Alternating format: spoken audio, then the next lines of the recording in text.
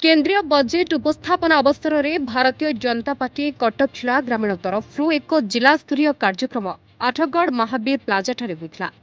एथिरे अतिथि भाव जिला सभापति रामनारायण महांती, साधारण संपादक हरेकृष्ण महांती, उपसभापति ममता नायक प्रमुख उपस्थित रही अर्थमंत्री निर्मला सीतारमण बजेट उपस्थापनार सीधा प्रसारण देखिथे। तापरे बजेट को नहीं जिला सभापति और अन्य पदाधिकारी माने प्रेस वार्ता करी एही बजेट एक ऐतिहासिक बजेट बोली मतामत देथिले।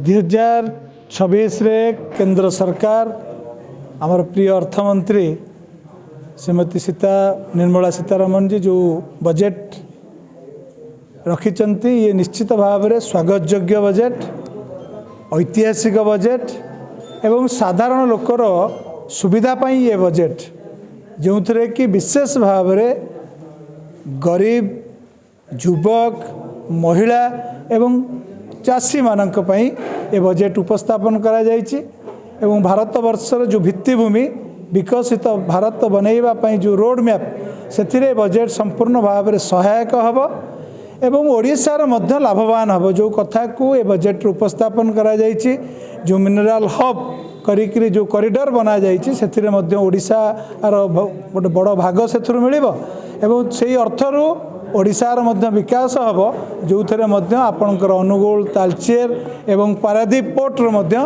विकास योजना रखा जायछि। सर्वप्रथम भारत वर्षर नागरिक हिसाब से बजेट को मु स्वागत करुच्ची, तापरे भारतीय जनता पार्टी जड़े कर्मी हिसाब से स्वागत करुच्ची कारण ए बजेट एक ऐतिहासिक बजेट। कारण होउची ए बजेट रे 2047 रे विकसित भारत एवं 2036 रे जो विकसित ओडिशार स्वप्न आम देखुचे से स्वप्न को साकार करने पाई ए बजेट हूँ गोटे माध्यम।